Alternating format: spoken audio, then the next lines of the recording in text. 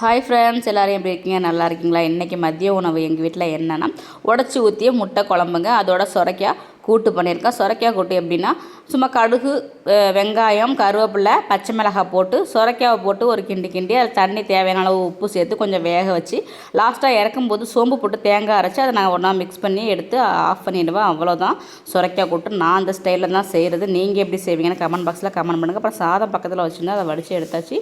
தேங்காய் சொன்னால் பார்த்தீங்களா, அது மாதிரியே அரைச்சி வச்சுருந்தேன் இல்லையா, அதை சேர்த்து இறக்கி வச்சுட்டேன். அதுதான் கூட்டு. அதுக்கப்புறம் உடச்சி ஊற்றி முட்டை குழம்பு செய்ய ரெடி பண்ணிட்டேன் ஃப்ரெண்ட்ஸ். எங்கள் வீட்டில் எப்படின்னா, என்ன சாப்பாடு செய்யணும் அப்படின்னு கேட்டாலே எங்கள் வீட்டுக்காரவங்க இதுதான் செய் அப்படின்னு சொல்ல மாட்டார்.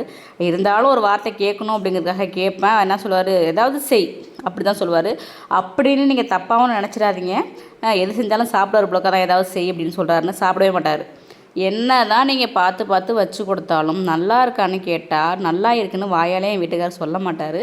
நம்ம ரொம்ப நேரம் நல்லா இருக்கணும் ஒரு 3 டைம் நான் கேட்பேங்க. இது எனக்கு பழகி போயிடுச்சு. இனிமேல் கேட்கவே கூடாதுன்னு ரொம்ப கோவமாக இருப்பேன். இருந்தாலுமே அது கேட்காம என்னால் இருக்க முடியாது. நல்லா இருக்கா அப்படின்ட்டு கேட்பேன்.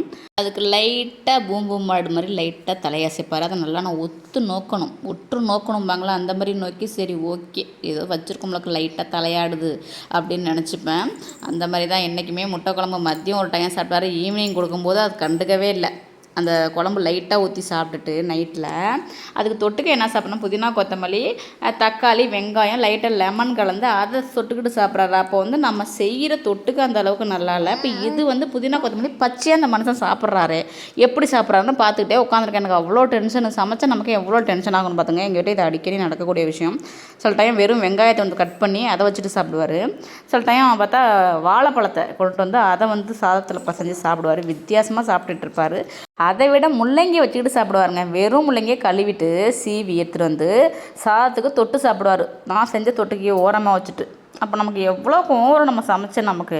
இது அடிக்கடி எங்கள் வீட்டில் நடக்கும். உங்கள் வீட்டில் நடக்கும்னா கமெண்ட் பாக்ஸில் கமெண்ட் பண்ணுங்கள் ஃப்ரெண்ட்ஸ். இதுவே மட்டன் குழம்பு, மீன் குழம்பு, நாட்டுக்கோழி குழம்புனா நல்லா சாப்பிடுவார். அது மட்டும் ரொம்ப பிடிக்கும் அவருக்கு.